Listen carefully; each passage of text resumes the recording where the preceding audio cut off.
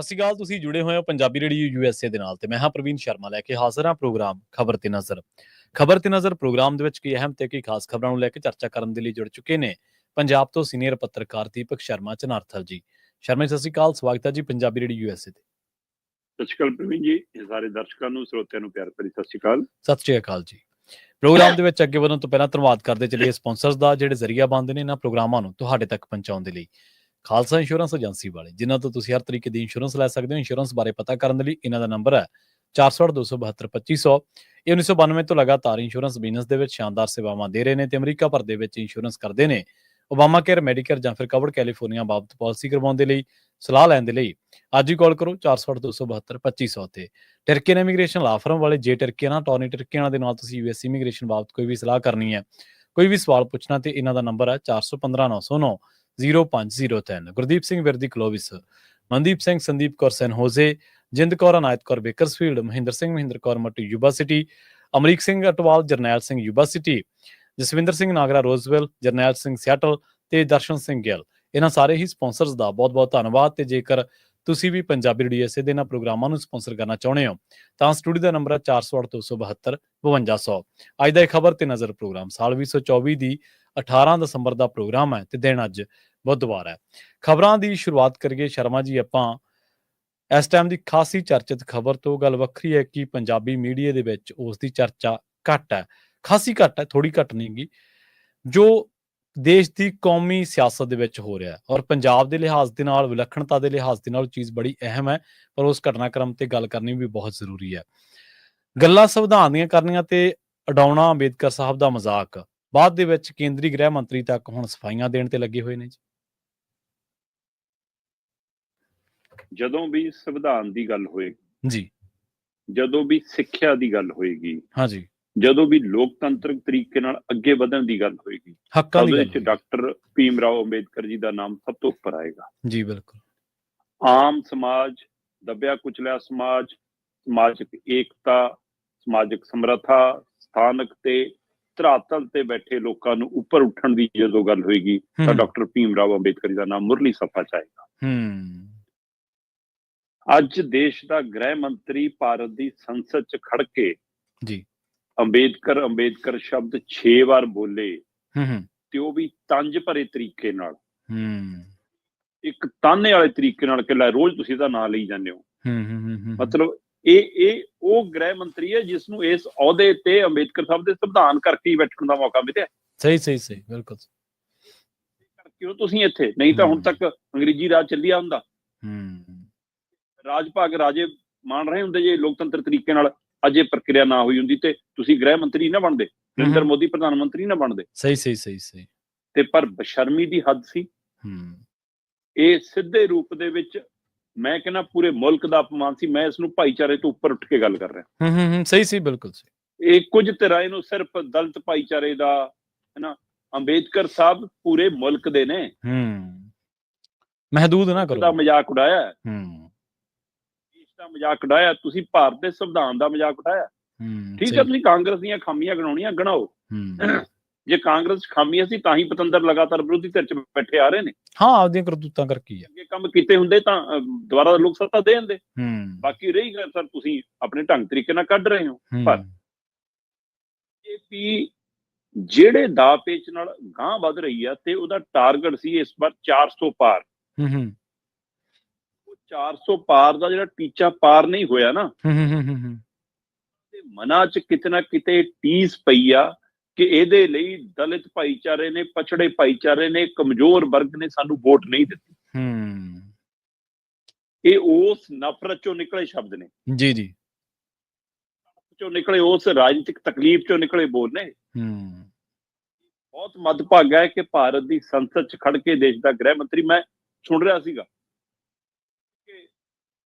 Fashion ਹੋ ਗਿਆ ਅੰਬੇਦਕਰ 6 ਵਾਰ ਇਹ ਸ਼ਬਦ ਬੋਲਿਆ। ਮਤਲਬ ਇੱਕ ਸਾਹ ਚ ਇਸ ਤਰ੍ਹਾਂ ਬੋਲਣਾ ਆਸਾਨ ਨਹੀਂ ਹੁੰਦਾ। ਮਤਲਬ ਤੁਸੀਂ ਅੰਦਰੋਂ ਤਿਆਰੀ ਕਰਕੇ ਆਏ ਹੋ, ਇਸ ਰੂਪ ਚ ਤਿਆਰੀ ਕਰਕੇ ਆਏ ਹੋ। ਕਾਗਜ਼ ਹੈ ਤੁਹਾਡੇ ਹੱਥ, ਤੁਸੀਂ ਪੰਨਾ ਪੜ੍ਹ ਲਿਆ।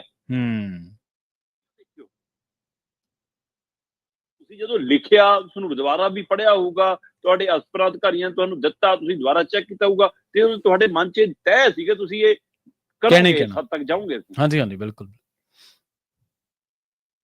ਤੁਸੀਂ ਜਦੋਂ ਤੁਹਾਡੇ ਰਾਜਨੀਤਿਕ ਮਾਹਰਾਂ ਨੇ ਤੁਹਾਨੂੰ ਸਮਝਾਇਆ ਕਿ ਜੀ ਇਹਦਾ ਤਾਂ ਨੁਕਸਾਨ ਹੋ ਸਕਦਾ ਜੀ ਵੋਟਾਂ 'ਚ, ਫਿਰ ਦੇ ਪ੍ਰਧਾਨ ਮੰਤਰੀ ਮੋਦੀ ਤੋਂ ਲੈ ਕੇ ਤੁਹਾਡੀ ਸਾਰਾ ਲਾਲ ਲਸ਼ਕਰ ਹੁਣ ਇਹ ਲੱਗਿਆ ਕਰਨ ਕਿ ਨਹਿਰੂ ਨੇ ਆਹ ਕੀਤਾ ਸੀ ਜੀ, ਉਹਨਾਂ ਨੇ ਹਰਾਇਆ ਸੀ ਜੀ, ਉਹਨਾਂ ਨੇ ਜਿਤਾਇਆ ਸੀ ਜੀ, ਉਹ ਵੋਟਾਂ 'ਚ ਐਂ ਕਹਿੰਦੇ ਸੀ ਜੀ, ਉਹ ਭਾਰਤ ਰਤਨ। ਮੈਂ ਕਹਿੰਦਾ ਉਹ ਸਾਰੇ ਖਾਮੀਆਂ ਹੈਗੀਆਂ ਉਹਨਾਂ ਧਿਰਾਂ ਦੇ ਵਿੱਚ, ਹੈਗੀਆਂ ਉਹਨਾਂ ਧਿਰਾਂ ਦੇ ਵਿੱਚ, ਪਰ ਅੱਜ ਤੁਸੀਂ ਕੀ ਕਰ ਰਹੇ ਹੋ? ਸਹੀ। ਉਹਨਾਂ ਦੀਆਂ ਗਲਤੀਆਂ ਦੇ ਨਾਲ ਤੁਹਾਡੀ ਗਲਤੀ ਫਿਰ ਦਰੁਸਤ ਨਹੀਂ ਹੋ ਜਾਂਦੀ, ਗਲਤੀ ਹੋ ਰਹੂਗੀ, ਨਹੀਂ ਹੋ ਜਾਂਦੀ ਕਿ ਉਹ ਵੀ ਕਰਦੇ ਸੀ ਜੀ, ਅਸੀਂ ਵੀ ਕਰ ਲਿਆ, ਫਿਰ ਸਾਡੇ ਵਾਲਾ ਮਾਫ ਕਰ ਦਿਓ ਜੀ। ਇਸ ਲਈ ਇਹ ਅਮਿਤ ਸ਼ਾਹ ਨੇ ਇੱਕ ਵੱਡਾ ਗੁਨਾਹ ਕੀਤਾ, ਵੱਡੀ ਕੋਤਾਹੀ ਕੀਤੀ ਹੈ, ਔਰ ਇਹਨਾਂ ਦੀ ਇੱਕੋ ਜਿਹੜੀ ਅੰਦਰ ਪਈ ਮਨਸ਼ਾ ਹੈ। ਮੈਂ ਅਕਸਰ ਇਹ ਗੱਲ ਕਰਦਾ ਆਇਆ ਕਿ ਇਹ ਜਿਹੜੀਆਂ ਧਿਰਾਂ ਨੂੰ ਇਹ ਲੱਗਦਾ ਨਾ ਕਿ ਇਹ ਹਿੰਦੂਵਾਦ ਦੀ ਰਾਜਨੀਤੀ ਕਰਦੇ ਨੇ, ਹਿੰਦੂ ਭਾਈਚਾਰੇ ਨੂੰ ਉੱਪਰ ਚੱਕਣ ਦੀ, ਹਿੰਦੂ ਭਾਈਚਾਰੇ ਦੇ ਵਿੱਚ ਕਿੰਨੇ ਵਰਗ ਨੇ, ਕਿ ਉਹਨਾਂ ਵਰਗਾਂ ਚੋਂ ਇੱਕ ਵਰਗ ਪ੍ਰਤੀ ਤੁਹਾਡਾ ਕਿਹੋ ਜਿਹਾ ਭਾਵ ਹੈ, ਤੁਸੀਂ ਉਹਦਾ ਪ੍ਰਗਟਾਵਾ ਕਰਤਾ। ਬਿਲਕੁਲ ਸਹੀ। ਤੇ ਉਹ ਤੋਂ ਬਾਅਦ ਅਗਾਂਹ ਵੀ ਅਜੇ ਵਰਗ ਵੰਡ ਤੱਕ ਆਉਣਗੇ, ਗੱਲ ਉੱਥੇ ਨਹੀਂ ਰੁਕਣੀ। ਇਹ ਉਹਨਾਂ ਚੋਂ ਹੀ ਨੇ ਜਿਹੜੇ ਮੰਦਰਾਂ ਦੀਆਂ ਪੌੜੀਆਂ ਚੜ੍ਹਨ ਤੋਂ ਰੋਕਦੇ ਨੇ, ਨੇ। ਇਸ ਲਈ ਇਹ ਪਛਾਣਨ ਦੀ ਲੋੜ ਹੈ, ਇਹਨਾਂ ਦਾ ਭਾਵ ਕਿਹੋ ਜਿਹਾ, ਇਹਨਾਂ ਦਾ ਅਰਥ ਕਿਹੋ ਜਿਹਾ, ਇਹਨਾਂ ਦੀ ਬੋਲਬਾਣੀ ਕਿਹੋ ਜਿਹੀ, ਇਹਨਾਂ ਦਾ ਢੰਗ ਤਰੀਕਾ ਕਿਹੋ ਜਿਹਾ। ਇਹ ਸਿਰਫ ਵੋਟਾਂ ਲਈ ਉਹਨਾਂ ਘਰਾਂ 'ਚ ਜਾਂਦੇ ਨੇ, ਇਹਨਾਂ ਦੇ ਅੰਦਰ ਅਜੇ ਵੀ ਉਹ ਜ਼ਹਿਰ ਹੈ। ਤੇ ਇਸੇ ਲਈ ਇਹ ਇਹਨਾਂ ਦੇ ਬੋਲ ਇਹਨਾਂ ਦੀ ਜ਼ੁਬਾਨ ਤੇ ਆਏ ਨੇ, ਔਰ ਉਹ ਲਿਖਤੀ ਰੂਪ 'ਚ ਤਿਆਰੀ ਕਰਕੇ ਆਏ ਨੇ। ਇਹ ਬਹੁਤ ਮੱਦਭਾਗੀ ਘਟਨਾ ਵਾਪਰੀ ਹੈ। ਭਾਰਤੀ ਸੰਵਿਧਾਨ ਦੇ ਤੌਰ ਤੇ ਉੱਤੇ ਵੀ ਇਹ ਸੰਵਿਧਾਨ ਰਚੇਤਾ ਦਾ ਅਪਮਾਨ ਹੈ। ਡਾਕਟਰ ਭੀਮ ਰਾਓ ਅੰਬੇਦਕਰ ਹੋਰਾਂ ਦੀ ਜੋ ਲਿਆਕਤ ਸੀ, ਜੋ ਸਮਝ ਸੀ, ਜੋ ਉਹਨਾਂ ਦੀ ਮਤਲਬ ਵਿਦਿਅਕ ਤੌਰ ਤੇ ਮਹਾਨਤਾ ਸੀ, ਅੱਜ ਤੱਕ ਐਡਾ ਪੜ੍ਹਿਆ ਲਿਖਿਆ ਵਿਅਕਤੀ ਭਾਰਤ ਕੋਲ ਕੋਈ ਨਹੀਂ ਹੈ। ਉਹਨਾਂ ਦੀ ਵਿਦਵਤਾ ਸੀ, ਇਹ ਉਸ ਵਿਦਵਤਾ ਦਾ, ਸਿੱਖਿਆ ਦਾ ਅਪਮਾਨ ਹੈ। ਔਰ ਸਮੁੱਚੇ ਰੂਪ ਦੇ ਵਿੱਚ ਭਾਰਤੀ ਸੰਵਿਧਾਨ ਨੂੰ ਜਿੰਨੇ ਨੁਮਾਇੰਦਿਆਂ ਨੇ ਮਿਲ ਕੇ ਬਣਾਇਆ ਡਾਕਟਰ ਸਾਹਿਬ ਦੀ ਅਗਵਾਈ ਦੇ ਵਿੱਚ, ਹੈ ਨਾ, ਉਹਨਾਂ ਸਾਰੀਆਂ ਸ਼ਖਸੀਅਤਾਂ ਨੂੰ ਤੁਸੀਂ ਟੁੱਚ ਜਾਣਿਆ। ਸੋ ਇਸ ਦੇ ਉੱਤੇ ਮੈਨੂੰ ਲੱਗਦਾ ਚੰਗਾ ਹੁੰਦਾ ਭਾਰਤ ਦੇ ਪ੍ਰਧਾਨ ਮੰਤਰੀ ਜਾਂ ਭਾਰਤ ਦੇ ਰਾਸ਼ਟਰਪਤੀ ਕੋਈ ਸਖਤ ਐਕਸ਼ਨ ਲੈਂਦੇ, ਪਰ ਗ੍ਰਹਿ ਮੰਤਰੀ ਜੀ ਆਪਣੀ ਪ੍ਰੈਸ ਕਾਨਫਰੰਸ ਕਰਕੇ ਸਫਾਈ ਦੇ ਰਹੇ ਨੇ, ਤੇ ਮੋਦੀ ਜੀ ਉਹਦੀ ਪਿੱਠ ਤੇ ਖੜੇ ਨੇ, ਤੇ ਬਾਕੀ ਧਿਰਾਂ ਸੋਸ਼ਲ ਮੀਡੀਆ ਤੇ ਹੁਣ ਦੂਸਰੇ ਧਿਰਾਂ ਨੂੰ ਭੰਡਣ ਤੇ ਲੱਗੀਆਂ ਨੇ।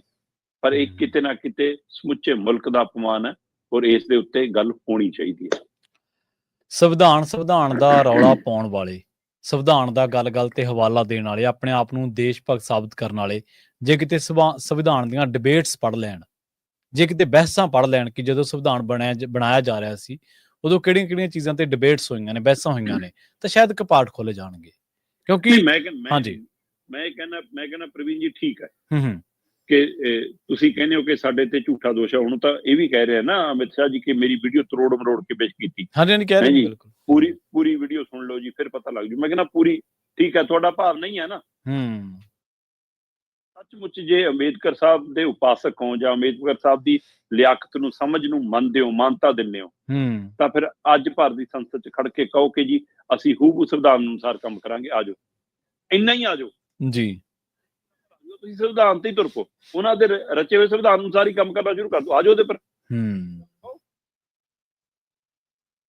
ਜੀ ਬਿਲਕੁਲ। ਤੇ ਅਗਲੀ ਖਬਰ ਦੇ ਵੱਲ ਵਧੀਏ, ਗੱਲ ਕਰੀਏ ਪੰਥਕ ਸੰਕਟ ਦੀ। ਆਪਾਂ ਪਿਛਲੇ ਕਈ ਮਹੀਨਿਆਂ ਤੋਂ ਜੋ ਕੁਝ ਵਾਪਰਿਆ ਉਹ ਆਪਣੇ ਸਰੋਤਿਆਂ ਦੇ ਸਨਮੁਖ ਰੱਖਿਆ। ਆਪਾਂ ਜਥੇਦਾਰ ਗਿਆਨੀ ਹਰਪ੍ਰੀਤ ਸਿੰਘ, ਜਿਹੜੇ ਕਿ ਕਈ ਮਾਮਲਿਆਂ ਕਰਕੇ ਚਰਚਾ ਦੇ ਵਿੱਚ ਰਹੇ ਨੇ, ਲੰਘੇ ਹਰ ਇੱਕ ਐਪੀਸੋਡ ਦੇ ਵਿੱਚ, ਹਰ ਇੱਕ ਵਰਤਾਰੇ ਦੇ ਵਿੱਚ ਉਹਨਾਂ ਦਾ ਨਾਮ ਕਿਸੇ ਨਾ ਕਿਸੇ ਐਂਗਲ ਤੋਂ ਗੂੰਜਦਾ ਰਿਹਾ। ਉਹਨਾਂ ਨੇ ਵੱਡਾ ਸਟੈਂਡ ਲਿਆ ਜੀ। ਕੋਈ ਲਗਾਤਾਰ ਜੋ ਕੁਛ ਵਾਪਰ ਰਿਹਾ ਪੰਜਾਬ ਦੀ ਪੰਥਕ ਸਿਆਸਤ ਦੇ ਹਵਾਲੇ ਨਾਲ, ਜੀ ਉਹ ਪੰਥਕ ਸਿਆਸਤ ਹੁੰਦਿਆਂ ਪੰਥਕ ਮਰਿਆਦਾ ਨੂੰ ਢਾਹ ਢੇਰੀ ਕਰਨ ਤੱਕ ਆ ਗਿਆ।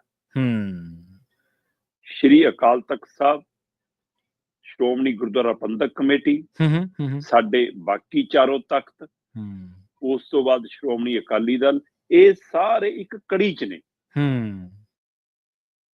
ਕੜੀ ਹੈ। ਜੇ ਪੰਜ ਸਿੰਘ ਸਾਹਿਬਾਨਾਂ ਦਾ ਕੋਈ ਫੈਸਲਾ ਆਉਂਦਾ ਹੈ, ਉਸ ਦੇ ਉੱਤੇ ਪਹਿਰੇਦਾਰੀ ਕਰਨਾ ਸ਼੍ਰੋਮਣੀ ਕਮੇਟੀ ਦੀ ਜ਼ਿੰਮੇਵਾਰੀ ਹੈ। ਸ਼੍ਰੋਮਣੀ ਕਮੇਟੀ ਦੇ ਹਵਾਲੇ ਨਾਲ ਜਿਹੜੇ ਮਸਲੇ ਨੇ, ਜੀ ਜੀ ਉਹਨਾਂ ਦੇ ਉੱਤੇ ਪੰਥਕ ਸਿਆਸਤ ਨੂੰ, ਸਿੱਖ ਸਿਆਸਤ ਨੂੰ ਅਗਾਂਹ ਲੈ ਕੇ ਜਾਣਾ ਸ਼੍ਰੋਮਣੀ ਅਕਾਲੀ ਦਲ ਦੀ ਜ਼ਿੰਮੇਵਾਰੀ ਹੈ। ਪਰ ਅੱਜ ਉਹ ਅਕਾਲੀ ਦਲ ਕਹਾਉਂਦਾ ਏ, ਪਰ ਅਸਲ 'ਚ ਅਕਾਲੀ ਸਿਧਾਂਤਾਂ ਤੇ ਇੱਕ ਡਿੰਗ ਵੀ ਤੁਰਨ ਦੇ ਲਾਇਕ ਨਹੀਂ ਰਿਹਾ। ਅਕਾਲੀ ਦਲ ਆਪਣੇ ਵੱਲੋਂ ਤਾਂ, ਉਹਨਾਂ ਦੀ ਲੀਡਰਸ਼ਿਪ ਆਪਣੇ ਵੱਲੋਂ ਤਾਂ ਹਰਪ੍ਰੀਤ ਸਿੰਘ ਨੂੰ ਨਿਸ਼ਾਨੇ ਤੇ ਲੈ ਰਹੀ ਹੈ। ਜੀ ਜੀ ਪਰ ਹਰਪ੍ਰੀਤ ਸਿੰਘ ਗਿਆਨੀ ਹਰਪ੍ਰੀਤ ਸਿੰਘ ਨੇ, ਤੇ ਗਿਆਨੀ ਹਰਪ੍ਰੀਤ ਸਿੰਘ ਹੁਣ ਜਥੇਦਾਰ ਗਿਆਨੀ ਹਰਪ੍ਰੀਤ ਸਿੰਘ ਦੀ ਭੂਮਿਕਾ 'ਚ ਨੇ। ਬਿਲਕੁਲ ਸਹੀ ਹੈ ਜੀ, ਬਿਲਕੁਲ ਸਹੀ। ਤੇ ਤੁਸੀਂ ਹਰਪ੍ਰੀਤ ਸਿੰਘ ਨੂੰ ਨਿਸ਼ਾਨੇ ਤੇ ਲੈ ਰਹੇ ਹੋ, ਗਿਆਨੀ ਹਰਪ੍ਰੀਤ ਸਿੰਘ ਨੂੰ ਨਿਸ਼ਾਨੇ ਤੇ ਲੈ ਰਹੇ ਹੋ, ਤੁਸੀਂ ਜਥੇਦਾਰ ਗਿਆਨੀ ਹਰਪ੍ਰੀਤ ਸਿੰਘ ਨੂੰ ਨਿਸ਼ਾਨੇ ਤੇ ਲੈ ਰਹੇ ਹੋ, ਪਰ ਅਫਸੋਸ ਤੁਸੀਂ ਤਖਤਾਂ ਨੂੰ ਨਿਸ਼ਾਨੇ ਤੇ ਲੈ ਰਹੇ ਹੋ। ਸਹੀ ਹੈ। ਤੁਸੀਂ ਢਹਿ ਤਖਤਾਂ ਦੇ ਉਸ ਰੁਤਬੇ ਨੂੰ ਕਰਨ ਦੀ ਕੋਸ਼ਿਸ਼ ਕਰ ਰਹੇ ਹੋ। ਇਹ ਅਕਾਲੀ ਦਲ ਦੇ ਸਿਧਾਂਤ 'ਚ ਕਦ ਤੋਂ ਸ਼ਾਮਲ ਹੋ ਗਿਆ ਜੀ? ਸਹੀ ਹੈ, ਬਿਲਕੁਲ। ਜੀ ਜੀ ਜੀ। ਅਕਾਲੀ ਦਲ ਦੇ ਵਰਤਾਰੇ 'ਚ ਕਦ ਤੋਂ ਆ ਗਿਆ ਜੀ? ਪ੍ਰਧਾਨ ਨੂੰ 2 ਦਸੰਬਰ ਨੂੰ ਖੜਾ ਕੇ ਉਹਨਾਂ ਤੋਂ ਗੁਨਾਹ ਕਬੂਲ ਕਰਾ ਲਏ, ਤੇ ਉਸ ਤਖਤ ਦੀ ਫਸੀਲ ਤੋਂ ਖੜ ਕੇ ਗਿਆਨੀ ਹਰਪ੍ਰੀਤ ਸਿੰਘ ਨੇ ਉਹ ਸਾਰਾ ਇਤਿਹਾਸ ਫਰੋਲ ਕੇ ਤੁਹਾਡੇ ਮੂਹਰੇ ਰੱਖਤਾ, ਤੇ ਤੁਹਾਨੂੰ ਹੁਣ ਤਕਲੀਫ ਹੈ? ਇਹ ਵੱਡਾ ਸਵਾਲ ਹੈ। ਸਾਹਿਬਾਨ ਦੇ ਬੋਲ, ਸਿੰਘ ਸਾਹਿਬਾਨ ਦੇ ਸ਼ਬਦ ਵਰਗੇ ਮਿੱਠੇ ਹੋਣੇ ਚਾਹੀਦੇ। ਉਹਨਾਂ 'ਚ ਸਖਤੀ ਹੋਵੇ, ਪਰ ਉਹ ਸ਼ਬਦ ਤਲਖ ਹੋਣਾ ਸ਼ੋਭਦਾ ਨਹੀਂ ਹੈ। ਜਿਹੜਾ ਕਲਿੱਪ ਹੈ ਘੰਟੇ ਦਾ ਕਿਉਂ ਹੈ? ਉਹਦੇ ਵਿੱਚ ਗਿਆਨੀ ਹਰਪ੍ਰੀਤ ਸਿੰਘ ਤਲਖ ਹੁੰਦੇ ਦਿਖਦੇ ਨੇ, ਇੱਕ ਸ਼ਬਦ ਵੀ ਵਰਤਦੇ ਨੇ ਜਿਹੜਾ ਮਰਿਆਦਾ ਅਨੁਸਾਰ ਸਹੀ ਨਹੀਂ ਆ, ਹੈ ਨਾ। ਤੇ ਬਲਟੋਹਾ ਉਲਟਾ ਜਿਹੜਾ ਸਵਾਲ ਕਰ ਰਹੇ ਨੇ, ਉਹਦਾ ਜਵਾਬ ਕੌਣ ਦੇਗਾ ਬਈ? ਮੈਨੂੰ ਇਹ ਗੱਲ ਠੀਕ ਨਹੀਂ ਲੱਗਦੀ ਜੀ ਕਿ ਤੁਸੀਂ ਏਦਾਂ ਕਿਸੇ ਨੂੰ ਫੋਨ ਤੇ ਗੱਲ ਕਰੋ ਜੀ। ਮਤਲਬ ਬਲਟੋਹੇ ਨੂੰ ਪੁੱਛ ਕੇ ਜਥੇਦਾਰ ਹੁਣ ਕੰਮ ਕਰਿਆ ਕਰਨਗੇ, ਤੈਅ ਕਰਿਆ ਕਰੂਗਾ ਕਿ ਕਿਹਨੂੰ ਮਿਲਣਾ, ਕਿਹਨੂੰ ਪੁੱਛਣਾ। ਆਪਣੇ ਆਪ ਸਵਾਲ ਹੈ, ਤੇ ਸਵਾਲ ਉਹ ਧਿਰ ਕਰ ਰਹੀ ਹੈ ਜਿਹੜੀ ਆਪ ਬੀਜੇਪੀ ਦੇ ਘਨੇੜੀ ਚੜੀ ਰਹੀ ਆ, ਬੀਜੇਪੀ ਦੀ ਗੋਦੀ 'ਚ ਬੈਠੀ ਆ, ਤੇ ਹੁਣ ਵੀ ਉਹਨਾਂ ਨਾਲ ਤਾਲਮੇਲ ਕਰਨ ਨੂੰ ਤਰਲੋ ਮੱਛੀ ਆ। ਹਾਂਜੀ ਹਾਂਜੀ, ਸਾਲਸੀ ਪਾਈ ਜਾ ਰਹੇ ਨੇ। ਤੇ ਜੇ ਹੋਈ ਆ, ਵੈਸੇ ਤਾਂ ਯਾਨੀ ਹਰਪ੍ਰੀਤ ਸਿੰਘ ਕਹਿੰਦੇ ਕਿ ਉਹ ਸਾਰੇ ਵਰਤਾਰੇ ਤੋਂ ਬਾਅਦ ਇਹ ਤੈਅ ਹੋਇਆ ਕਿ ਆਪਾਂ ਇਹ ਕਿਤੇ ਨਹੀਂ ਜਾਣੀ, ਇਸ ਲਈ ਸਾਰਾ ਕੁਝ ਡਿਲੀਟ ਕਰਵਾਇਆ ਗਿਆ, ਸਾਰੇ ਥਾਵਾਂ ਤੋਂ ਡਿਲੀਟ ਕਰਾਇਆ ਗਿਆ। ਪਰ ਇੱਕ ਓਰੀਜਨਲ ਪੈਨ ਡਰਾਈਵ ਯਾਨੀ ਰਘਵੀਰ ਸਿੰਘ ਜੀ ਹੋਰਾਂ ਕੋਲ ਸੀਗੀ। ਪਰ ਅੱਜ ਦੀ ਟੈਕਨੋਲੋਜੀ ਦੇ ਯੁੱਗ ਦੇ ਵਿੱਚ ਕੁਝ ਵੀ ਰਿਕਵਰ ਹੋ ਸਕਦਾ। ਹਾਂਜੀ ਹਾਂਜੀ, ਬਿਲਕੁਲ।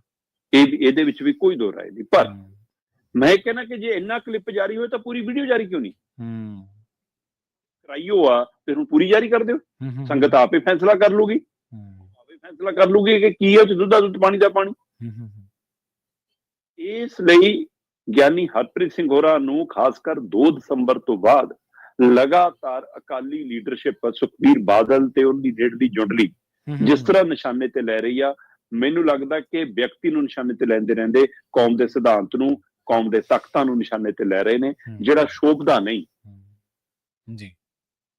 ਇਹ ਅਕਾਲੀ ਦਲ ਮੁੜ ਕੇ ਆਪਣੇ ਨਿਘਾਰ ਦੀਆਂ ਨਿਸ਼ਾਨੀਆਂ ਪ੍ਰਗਟਾ ਰਿਹਾ। ਅਕਾਲੀ ਦਲ ਦੀ ਲੀਡਰਸ਼ਿਪ ਮੁੜ ਕੇ, ਸ਼੍ਰੋਮਣੀ ਅਕਾਲੀ ਦਲ ਫੇਰ ਉੱਭਰੂਗਾ, ਪਰ ਹੁਣ ਇਹ ਲੀਡਰਸ਼ਿਪ ਭੁੱਲ ਜਾਵੇ ਕਿ ਤੁਸੀਂ ਪ੍ਰਵਾਨ ਚੜ ਜਾਓਗੇ। ਇਹ ਲੀਡਰਸ਼ਿਪ ਮੁੜ ਕੇ ਹੁਣ ਮੁਰਲੀ ਸਫਾ ਚ ਆ ਜੂਗੀ। ਇਹ ਹੁਣ ਆਸ ਉਮੀਦ ਆਪ ਇਹਨਾਂ ਨੇ ਮੁਕਾ ਲਈ ਹੈ, ਮੱਧਮ ਕਰ ਦਿੱਤੀ ਹੈ, ਔਰ ਇਹਦਾ ਲਾਹਾ ਸਿੱਧੇ ਰੂਪ ਦੇ ਵਿੱਚ ਮੌਜੂਦਾ ਸੱਤਾਧਾਰੀ ਤੇ ਚੁੱਕੂਗੀ। ਔਰ ਉਸ ਤੋਂ ਬਾਅਦ ਬੀਜੇਪੀ ਤਿਆਰ ਬੈਠੀ ਆ।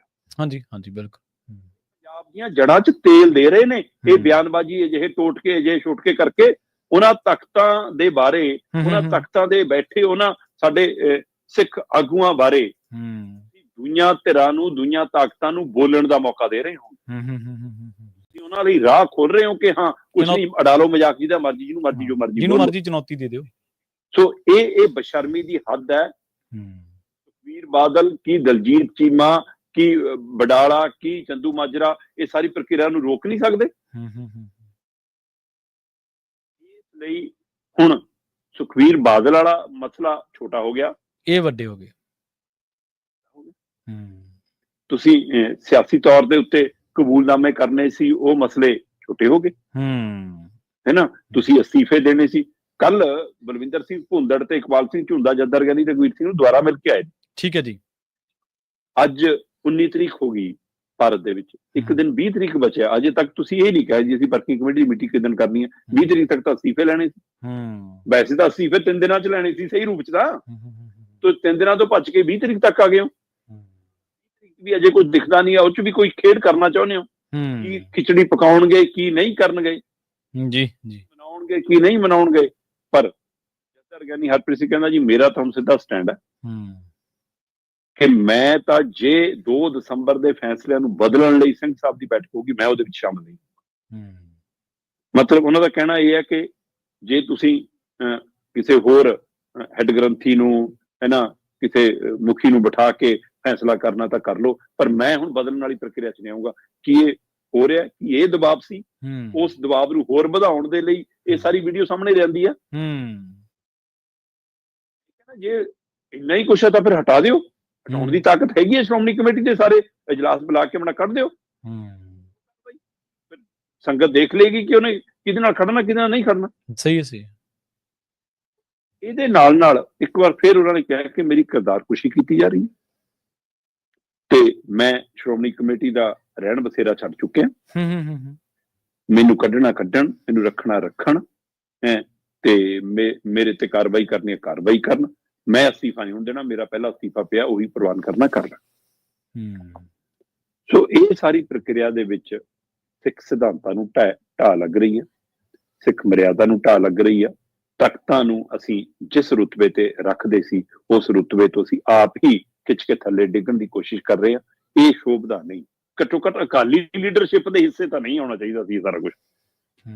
ਪਰ ਕਈ ਵਿਦਵਾਨਾਂ ਨਾਲ ਮੇਰੀ ਗੱਲ ਹੋਈ ਕਿ ਜਿਨ੍ਹਾਂ ਨੇ ਇੰਨਾ ਲੰਮਾ ਸਮਾਂ ਲਾਤਾ ਬੇਅਦਬੀ ਵਾਲੀਆਂ ਘਟਨਾਵਾਂ ਦੇ ਉੱਤੇ ਹਾਮੀ ਭਰਨ ਲਈ ਉਹ ਕਿ ਹਾਂ ਸਾਡੇ ਰਾਜ 'ਚ ਹੋਈਆਂ, ਸਭ ਤੋਂ ਕੁਤਾਹੀਆਂ ਹੋਈਆਂ, ਜਿਹੜੇ ਅਜੇ ਵੀ ਚਿੱਠੀ ਨਹੀਂ ਜਨਤਕ ਹੋਣ ਦੇ ਰਹੇ, ਜਿਹੜਾ ਫੈਸਲਾ ਅਕਾਲ ਤਖਤ ਸਾਹਿਬ ਦੀ ਤਹਿਸੀਲ ਤੋਂ ਸੁਣਾਇਆ ਗਿਆ ਕਿ ਉਹ ਮਾਫੀ ਵਾਲੀ ਚਿੱਠੀ ਜਨਤਕ ਕਰਾਂਗੇ, ਜਿਨ੍ਹਾਂ ਸਿੰਘ ਸਾਹਿਬ ਨੂੰ ਘਰੇ ਬੁਲਾਇਆ ਉਹਨਾਂ ਨੂੰ ਸਾਹਮਣੇ ਆਉਣ ਤੋਂ ਅਜੇ ਵੀ ਰੋਕਣ ਦੀਆਂ ਕੋਸ਼ਿਸ਼ਾਂ ਹੋ ਰਹੀਆਂ, ਕਿਉਂਕਿ ਉਹਨਾਂ ਰਾਹੀਂ ਬਹੁਤ ਹੋਰ ਸੱਚ ਸਾਹਮਣੇ ਆਉਣਾ। ਤੇ ਕਹਿੰਦੇ ਕਿ ਉਹ ਕਿਉਂ ਚਾਹਣਗੇ ਕਿ ਹਾਂ ਅਜੇ ਵੀ ਅਸੀਂ ਕਟਹਿਰੇ 'ਚ ਖੜੇ ਰਹੀਏ। ਆਪਣੇ ਆਪ ਨੂੰ ਕਟਹਿਰੇ ਦੇ ਵਿੱਚ ਪਿਛਾਂ ਕਰਨ ਦੇ ਲਈ ਉਹ ਮੂਹਰੇ ਨਵੀਂ ਭੀੜ ਖੜੀ ਕਰਨਾ ਚਾਹੁੰਦੇ ਨੇ। ਉਸ ਭੀੜ ਨੂੰ ਖੜੀ ਕਰਨ ਦੇ ਚੱਕਰ 'ਚ ਇਹ ਕਤਾਈਆਂ ਕਰ ਰਹੇ ਨੇ। ਇਹ ਅਕਾਲੀ ਦਲ ਦੀ ਮੌਜੂਦਾ ਲੀਡਰਸ਼ਿਪ, ਸੁਖਬੀਰ ਬਾਦਲ ਤੇ ਸਾਹਮਣੇ ਵਾਲੀ ਧਿਰ ਦੀ ਮੌਜੂਦਾ ਲੀਡਰਸ਼ਿਪ, ਇਹ ਪੰਜਾਬ ਦੀਆਂ, ਕੌਮ ਦੀਆਂ, ਪੰਥ ਦੀਆਂ, ਖੇਤਰੀ ਪਾਰਟੀ ਦੇ ਜੜ੍ਹਾਂ 'ਚ ਤੇਲ ਦੇ ਰਹੇ। ਦੇਖੋ ਜੀ, ਬਿਲਕੁਲ ਜਿਵੇਂ ਨਾ ਤੁਸੀਂ 2-3 ਚੀਜ਼ਾਂ ਬੜੀਆਂ ਅਹਿਮ ਜਿਹੜੀਆਂ ਉਹ ਚੱਕੀਆਂ ਨੇ, ਬੜੇ ਵਧੀਆ ਸਵਾਲ ਤੁਸੀਂ ਚੱਕੇ ਵੀ। ਇੱਕ ਤਾਂ ਜਿਹੜਾ ਉਹ ਮੂਹਰੋਂ ਕੋਈ ਬੰਦਾ ਇਹ ਥੋੜ੍ਹਾ ਡਾਇਰੈਕਟ ਕਰੂਗਾ, ਕੋਈ ਵੀ ਬੰਦਾ, ਚਾਹੇ ਵਿਰਸਾ ਸਿੰਘ ਵਲਟੋਆ ਨੇ, ਚਾਹੇ ਕੋਈ ਹੋਰ ਹੈ, ਕਿ ਤੁਸੀਂ ਆਹ ਕਹਿਣਾ। ਫਿਰ ਤਾਂ ਉਹ ਬੰਦਾ ਸਿੱਧੇ ਤੌਰ ਦੇ ਉੱਤੇ ਉਹਨਾਂ ਤੋਂ ਉੱਤੇ ਹੋ ਗਿਆ ਨਾ, ਕਿਸੇ ਵੀ ਸਿੰਘ ਸਾਹਿਬਾਨ ਤੋਂ, ਕਿਸੇ ਵੀ ਤਾਕਤ ਦੇ ਜਥੇਦਾਰ ਸਾਹਿਬ ਤੋਂ। ਦੂਜੀ ਜਿਹੜੀ ਗੱਲ ਆ ਵੀ ਜਿਹੜਾ ਇਹ ਜਿਹੜੀਆਂ ਗੱਲਾਂ ਨੇ ਇਹ ਬੇਭਰੋਸਗੀ, ਬੇਯਕੀਨੀ ਦਾ ਮਾਹੌਲ ਬਣਾ ਰਹੀਆਂ ਨੇ ਤੇ ਰਾਹ ਖੋਲ ਰਹੀਆਂ ਨੇ ਉਹਨਾਂ ਲੋਕਾਂ ਨੂੰ ਜਿਹੜੇ ਤਿਆਰ ਬੈਠੇ ਨੇ ਤੁਹਾਡੀਆਂ ਇਹਨਾਂ ਗੱਲਾਂ ਤੋਂ ਬਾਅਦ ਮਜ਼ਾਕ ਉਡਾਉਣ ਦਾ, ਅਹੁਦਿਆਂ ਦਾ ਵੀ ਤੇ ਇਹਨਾਂ ਲੋਕਾਂ ਦਾ ਵਿਅਕਤੀ ਵਿਸ਼ੇਸ਼ ਦੇ ਤੌਰ ਤੇ ਵੀ। ਤੀਜੀ ਜਿਹੜੀ ਗੱਲ ਆ ਵੀ ਇਹਦੇ 'ਚ ਕੋਈ ਦੋ ਰਾਏ ਨਹੀਂ ਕਿ ਜਿਹੜੀਆਂ ਅੱਜ ਇਹ ਚੀਜ਼ਾਂ ਵਾਪਰ ਰਹੀਆਂ ਨੇ ਉਹ ਹੋਣ ਵਾਲੀ ਹਾਕਮ ਧਿਰ ਨੂੰ ਸੌਂਦੀਆਂ ਨੇ, ਉਹਨਾਂ ਨੂੰ ਸੂਟ ਕਰ ਰਹੀਆਂ ਨੇ, ਉਹਨਾਂ ਦੀ ਪੋਲਿਟਿਕਸ ਨੂੰ ਰਾਸ ਆ ਰਹੀਆਂ ਨੇ ਇਹ ਚੀਜ਼ਾਂ। ਕਿਉਂਕਿ ਆਪਾਂ ਦੇਖ ਲਿਆ ਜ਼ਿਮਨੀ ਚੋਣਾਂ ਦੇ ਵਿੱਚ ਅਕਾਲੀ ਦਲ ਹੋਈ ਨਹੀਂ ਸੀ ਤੇ ਉਹਨਾਂ ਦੇ ਵਿੱਚ ਕੀ ਨਿਬੜਿਆ। ਆਉਣ ਵਾਲੇ ਟਾਈਮ ਦੇ ਵਿੱਚ ਹਾਂਜੀ ਪ੍ਰਵੀਨ ਜੀ, ਪਿਛਲੇ 3-3.5 ਮਹੀਨਿਆਂ ਤੋਂ ਸਰਕਾਰ ਦੀ ਨਲਾਇਕੀਆਂ ਦੀ ਗੱਲ ਹੀ ਨਹੀਂ ਹੋ ਰਹੀ। ਸਰਕਾਰ ਇੰਨਾ ਕੁਝ ਗਲਤ ਕਰ ਰਹੀ ਆ। ਹਾਂਜੀ ਬਿਲਕੁਲ। ਉਹ ਤਾਂ ਬਾਗੋ ਬਾਗ ਨੇ ਕਿ ਹਾਂ ਸਾਡੀਆਂ ਗਲਤੀਆਂ ਪਿੱਛਾਂ ਜਾ ਰਹੀਆਂ ਨੇ। ਹਾਂਜੀ ਬਿਲਕੁਲ। ਭਾਰੀ ਤੇਰੇ ਪੰਜਾਬ 'ਚ ਜ਼ੋਰ ਖਿਲਾ ਰਹੀ ਆ, ਉਹਦੇ ਤੇ ਗੱਲੇ ਨਹੀਂ ਹੋ ਰਹੀ, ਕਿਉਂਕਿ ਇਹ ਮਸਲਾ ਸਾਡਾ ਸਿੱਧਾ ਭਾਵਨਾਵਾਂ ਨਾਲ ਜੁੜਿਆ, ਇਹਨੂੰ ਪਹਿਲ ਦਿੱਤੀ ਹੈ, ਅਕੀਦੇ ਨਾਲ ਜੁੜਿਆ, ਇਸ ਲਈ ਚਰਚਾ 'ਚ ਪਹਿਲਾਂ ਆ ਰਿਹਾ। ਬਿਲਕੁਲ। ਸੁਪਰੀਮ ਕੋਰਟ ਨੇ ਸੱਦਾ ਦਿੱਤਾ ਸ਼ਰਮਾ ਜੀ ਕਿ ਕਿਸਾਨ ਸਿੱਧੇ ਸਾਡੇ ਕੋਲੇ ਆ ਜਾ। ਜੀ ਪਹਿਲੀ ਨਜ਼ਰੇ ਪੜ੍ਹ ਕੇ ਬਹੁਤ ਸੁਖਾਵਾਂ ਲੱਗਦਾ ਹੈ ਜੀ, ਬਿਲਕੁਲ ਚੰਗਾ ਲੱਗਦਾ ਹੈ ਕਿ ਮਾਣਯੋਗ ਸਾਡੀ ਸੁਪਰੀਮ ਕੋਰਟ ਹੈ, ਸਭ ਤੋਂ ਸੁਪਰੀਮ ਹੈ, ਇਸੇ ਲਈ ਉਹਦਾ ਨਾਮ ਸੁਪਰੀਮ ਕੋਰਟ ਹੈ। ਉਹ ਡੱਲੇਵਾਲ ਹੋਰਾਂ ਦੀ ਸਿਹਤ ਦੀ ਜੋ ਸਥਿਤੀ ਹੈ ਉਹ ਤੋਂ ਵੀ ਫਿਕਰਮੰਦ ਨਜ਼ਰ ਆਏ ਨੇ। ਉਹਨਾਂ ਨੇ ਪਹਿਲਾਂ ਵੀ ਆਦੇਸ਼ ਦਿੱਤੇ ਸੀਗੇ ਵੀ ਕਿ ਜੋ ਵੀ ਹੈ ਉਹਨਾਂ ਨੂੰ ਮੈਡੀਕਲ ਸਹੂਲਤ, ਹਸਪਤਾਲ ਦੀ ਸਹੂਲਤ ਜੇ ਹੈ ਸਰਕਾਰਾਂ ਉਪਲਬਧ ਕਰਾਉਣ। ਇੱਕ ਵਾਰ ਫਿਰ ਉਹਨਾਂ ਨੇ ਕੱਲ ਪੰਜਾਬ ਸਰਕਾਰ ਨੂੰ ਤਾੜਨਾ ਕਰਦਿਆਂ ਕਿਹਾ ਵੀ ਕਿ ਡੱਲੇਵਾਲ ਹੋਰਾਂ ਦਾ ਬਚਣਾ ਬਹੁਤ ਜ਼ਰੂਰੀ ਹੈ, ਉਹ ਜਨ ਨੇਤਾ ਨੇ, ਇਸ ਲਈ ਉਹਨਾਂ ਨੂੰ ਤੰਦਰੁਸਤ ਰੱਖਣ ਦੇ ਲਈ ਤੁਸੀਂ ਕੀ ਚਾਰਜ ਕਰ ਰਹੇ ਹੋ। ਤੇ ਉੱਥੇ ਸਾਡੇ ਜਿਹੜੇ ਮਤਲਬ ਕਿ ਅਧਿਕਾਰੀ ਨੇ ਜਾਂ ਵਕੀਲ ਨੇ ਪੰਜਾਬ ਸਰਕਾਰ ਦੇ, ਉਹ ਦੇ ਰਹੇ ਸੀਗੇ ਨਹੀਂ ਜੀ ਅਸੀਂ ਮੈਡੀਕਲ ਰਿਪੋਰਟ ਰੋਜ਼ ਚੈੱਕ ਕਰ ਰਹੇ ਹਾਂ ਜੀ, ਹਜੇ ਉਹ ਠੀਕ ਨੇ ਜੀ, ਉਹਨਾਂ ਦੀ ਨਬਜ਼ ਠੀਕ ਚੱਲਦੀ ਹੈ ਜੀ, ਆਏ ਬਾਏ। ਪਰ ਮਾਨਯੋਗ ਸੁਪਰੀਮ ਕੋਰਟ ਨੇ ਤੋਂ ਗਾਂਹ ਵਧਦਿਆਂ ਹੋਇਆਂ ਕਿਹਾ ਕਿ ਕਿਸਾਨ ਸਿੱਧੇ ਸਾਡੇ ਕੋਲ ਆ ਜਾਣ, ਸਾਡੇ ਦਰਵਾਜ਼ੇ ਉਹਨਾਂ ਲਈ ਖੁੱਲੇ ਨੇ, ਅਸੀਂ ਉਹਦੇ ਉੱਤੇ ਚਾਰਜੋਈ ਕਰਨ ਲਈ ਉਹਨਾਂ ਦੇ ਨਾਲ ਖੜੇ ਆ, ਕੋਈ ਮਸਲਾ ਨਹੀਂਗਾ, ਸਿੱਧੇ ਸਾਡੇ ਕੋਲ ਆਉਣ, ਉਸ ਦੇ ਉੱਤੇ ਅਸੀਂ ਅਗਾਂਹ ਵਧਾਂਗੇ। ਇਹ ਧੰਨਵਾਦ ਬਣਦਾ ਹੈ ਮਾਨਯੋਗ ਸੁਪਰੀਮ ਕੋਰਟ ਦਾ ਕਿ ਉਹਨਾਂ ਨੇ ਇਹ ਪਹਿਲ ਕਦਮੀ ਦਿਖਾਈ। ਜਿਹੜਾ ਇਹ ਸ਼ਬਦ ਕਿ ਸਾਡੇ ਬੂਹੇ ਖੁੱਲੇ ਨੇ, ਸਿੱਧੇ ਸਾਡੇ ਕੋਲ ਆ ਜਾਣ, ਜੇਕਰ ਇਹ ਲਾਈਨ ਸਰਕਾਰ ਨੇ ਕਹੀ ਹੁੰਦੀ ਤਾਂ ਕਿੰਨਾ ਚੰਗਾ ਹੁੰਦਾ। ਜਿਹੜਾ ਕੰਮ ਸਰਕਾਰ ਨੇ ਕਰਨਾ ਸੀ ਉਹ ਸੁਪਰੀਮ ਕੋਰਟ ਨੂੰ ਕਹਿਣਾ ਪੈ ਰਿਹਾ ਬਿਲਕੁਲ, ਇਹ ਕੰਮ ਸਰਕਾਰਾਂ ਦਾ। ਇਹ ਸਭ ਦੇ ਬਾਵਜੂਦ ਵੀ ਜਿੰਨਾ ਕੁ ਮੈਂ ਅੰਦੋਲਨ ਨੂੰ ਸਮਝਦਾ, ਜਿੰਨਾ ਕੁ ਮੈਂ ਜਥੇਬੰਦੀਆਂ ਦੇ ਢੰਗ ਤਰੀਕੇ ਨੂੰ ਸਮਝਦਾ, ਮੈਂ ਇਹ ਦਾਅਵੇ ਨਾਲ ਕਹਿ ਰਿਹਾ ਕਿ ਜਥੇਬੰਦੀਆਂ ਸੁਪਰੀਮ ਕੋਰਟ ਨਹੀਂ ਜਾਣਗੀਆਂ। ਠੀਕ ਹੈ ਜੀ। ਦਿੱਲੀ ਦੇ ਵਿੱਚ ਜਦੋਂ ਕਿਸਾਨ ਅੰਦੋਲਨ ਸੀਗਾ ਪ੍ਰਵੀਨ ਜੀ, ਤਦ ਵੀ ਸਰਕਾਰਾਂ ਵੱਲੋਂ ਕਮੇਟੀਆਂ ਬਣਾਈਆਂ ਗਈਆਂ, ਕਿਸਾਨਾਂ ਤੋਂ ਵੀ ਨੁਮਾਇੰਦੇ ਮੰਗੇ ਗਏ, ਉਹਦੇ ਬਾਵਜੂਦ ਵੀ ਇਹਨਾਂ ਨੇ ਕਿਹਾ ਕਿ ਅਸੀਂ ਕਮੇਟੀਆਂ ਨਾਲ ਗੱਲ ਨਹੀਂ ਕਰਨੀ, ਸਾਡਾ ਮਸਲਾ ਸਰਕਾਰ ਕੋਲ ਹੈ। 3 ਖੇਤੀ ਕਾਨੂੰਨ ਸਰਕਾਰ ਨੇ ਬਣਾਏ ਨੇ, ਭਾਰਤ ਦੀ ਸੰਸਦ ਚ ਲਿਆ ਕੇ ਧੱਕੇ ਨਾਲ ਬਣਾਏ ਨੇ, ਉਹੀ ਸਰਕਾਰ ਰੱਦ ਕਰੇ, ਉਹੀ ਸੰਸਦ ਚ ਲੈ ਕੇ ਜਾਓ, ਉੱਥੋਂ ਹੀ ਖਾਰਜ ਕਰੋ। ਸਹੀ ਹੈ, ਬਿਲਕੁਲ। ਹੁਣ ਫਿਰ ਇੱਕ ਵਾਰ ਮਾਨਯੋਗ ਸੁਪਰੀਮ ਕੋਰਟ ਨੇ ਪੰਜਾਬ ਸਰਕਾਰ ਨੂੰ ਤੇ ਹਰਿਆਣਾ ਸਰਕਾਰ ਨੂੰ ਹਦਾਇਤ ਕੀਤੀ ਕਿ ਤੁਸੀਂ ਨੁਮਾਇੰਦੇ ਦਿਓ, ਉਹ ਸਰਕਾਰੀ ਨੁਮਾਇੰਦੇ ਨਾ ਹੋਣ, ਉਹ ਲੋਕ ਨੁਮਾਇੰਦੇ ਹੋਣ, ਉਹਨਾਂ ਦੀ ਇੱਕ ਕਮੇਟੀ ਬਣਾਓ, ਉਹ ਕਿਸਾਨਾਂ ਦੀ ਰਿਪੋਰਟ ਸਾਰੀ ਤਿਆਰ ਕਰਕੇ ਸਾਰਾ ਮਸਲਾ ਸਾਡੇ ਤੱਕ ਲੈ ਕੇ ਆ। ਕਮੇਟੀ ਬਣੀ। ਹਰਿਆਣਾ ਔਰ ਪੰਜਾਬ ਸਰਕਾਰ ਨੇ ਜਿਹੜੇ ਨੁਮਾਇੰਦਿਆਂ ਦੇ ਨਾਮ ਦਿੱਤੇ ਉਹ ਪ੍ਰਮਾਣਿਤ ਨੇ। ਜੀ। ਉਹ ਵਿਅਕਤੀ ਕਿਸਾਨ ਜਥੇਬੰਦੀਆਂ ਨੂੰ ਪਰਨਾਏ ਨੇ, ਕਿਸਾਨੀ ਮਸਲੇ ਨੂੰ ਪਰਨਾਏ ਨੇ, ਉਹ ਜਥੇਬੰਦੀਆਂ ਦੇ ਕੰਮਾਂ ਤੋਂ ਜਾਂ ਕਿਸਾਨੀ ਮਸਲਿਆਂ ਤੋਂ ਵਾਕਫ ਨੇ। ਉਹਨਾਂ ਨੂੰ ਇਹ ਕੰਮ ਸੌਂਪਣ ਦੇ ਬਾਵਜੂਦ ਵੀ ਉਹ ਸਰਕਾਰੀ ਕਮੇਟੀ ਹੈ ਵੱਲੋਂ ਨਾਮਜ਼ਦ ਕੀਤੇ ਵਿਅਕਤੀ ਨੇ, ਇਸ ਲਈ ਜਥੇਬੰਦੀਆਂ ਨੇ ਤੈਅ ਕੀਤਾ ਕਿ ਅਸੀਂ ਉਹਨਾਂ ਕੋਲ ਨਹੀਂ ਜਾਵਾਂਗੇ, ਅਸੀਂ ਉਹਨਾਂ ਨਾਲ ਗੱਲ ਨਹੀਂ ਕਰਾਂਗੇ। ਜਦੋਂ ਕਿ ਰੂਟੀਨ ਚ ਫਿਰ ਵੀ ਮਿਲਦੇ ਆ, ਅਜੇ ਵੀ ਕੋਈ ਮਸਲਾ ਹੋਵੇ ਸਲਾਹ ਉਹਨਾਂ ਤੋਂ ਲਈ ਜਾਂਦੀ ਹੈ। ਹਾਂਜੀ। ਪਰ ਕਮੇਟੀ ਦੇ ਤੌਰ ਤੇ ਉਹਨਾਂ ਨਾਲ ਕੋਈ ਨਾਤਾ ਨਹੀਂ ਕਹਿੰਦੇ। ਇਸ ਲਈ ਇਹ ਤੋਂ ਸਪਸ਼ਟ ਹੈ ਕਿ ਜਥੇਬੰਦੀਆਂ ਸੁਪਰੀਮ ਕੋਰਟ ਨਹੀਂ ਜਾਣਗੀਆਂ। ਔਰ ਇਹ ਤੋਂ ਵੀ ਜਿਹੜਾ ਅਸਲੀ ਤਕਨੀਕੀ ਮਸਲਾ ਹੈ, ਜੇਕਰ ਇਹ ਮਸਲਾ MSP ਵਾਲਾ ਅੱਜ ਮਸਲਾ ਮੰਨ ਲਓ, ਅੱਜ 700 ਕਿਸਾਨਾਂ ਵਾਲਾ ਮਸਲਾ, ਕਰਜ਼ੇ ਵਾਲਾ ਮਸਲਾ ਹੈ, ਭਾਰਤੀ ਸੰਸਦ ਦੇ ਵਿੱਚ ਪਿਛਲੇ ਸਾਰੇ ਜੀ ਆ ਕੰਪਨੀਆਂ ਦੇ ਘਾਟੇ ਵਾਧੇ ਨੇ ਜੀ, ਕਰ ਦੋ ਮੰਨਫੀ ਜੀ, ਉਹ ਹੋ ਸਕਦੇ ਨੇ, ਤਾਂ ਕਿਸਾਨੀ ਕਰਜ਼ਿਆਂ ਤੇ ਲੀਕ ਕਿਉਂ ਨਹੀਂ ਵੱਧ ਸਕਦੀ? ਤੇ MSP ਹਰ ਸਾਲ ਸਰਕਾਰ ਐਲਾਨਦੀ ਹੈ ਨਾ, ਆ 23 ਫਸਲਾਂ ਤੇ ਆ ਰੇਟ ਐਲਾਨਤਾ, ਉਹੀ ਸਰਕਾਰ ਦੀ ਜ਼ਿੰਮੇਵਾਰੀ ਹੈ ਫਿਰ ਉਹ ਕਹੀ ਇਸੇ ਰੇਟ ਤੇ ਹੀ ਖਰੀਦ ਹੋਊਗੀ, ਇੰਨਾ ਹੀ ਕਹਿਣਾ ਨਾ ਨਾਲ। ਕਰਨਾ ਨਾ ਕਿ ਹਾਂ ਜੇਕਰ ਸਰਕਾਰ ਨੂੰ ਜਿੰਨੀ ਲੋੜ ਆ ਉਨਾ ਖਰੀਦੂਗੀ, ਸਰਕਾਰ ਨੂੰ ਨਹੀਂ ਲੋੜ ਤਾਂ ਘੱਟੋ ਘੱਟ ਖੁੱਲੇ ਬਾਜ਼ਾਰ ਦੇ ਵਿੱਚ ਵੀ ਉਹ ਤੋਂ ਥੱਲੇ ਤਾਂ ਨਹੀਂ ਨਾ ਕੀਮਤ ਜਾ ਸਕਦੀ। ਫਿਰ ਖਰੀਦ ਦੀ ਗਰੰਟੀ ਵਾਲਾ ਹੀ ਮਸਲਾ ਹੈ ਨਾ।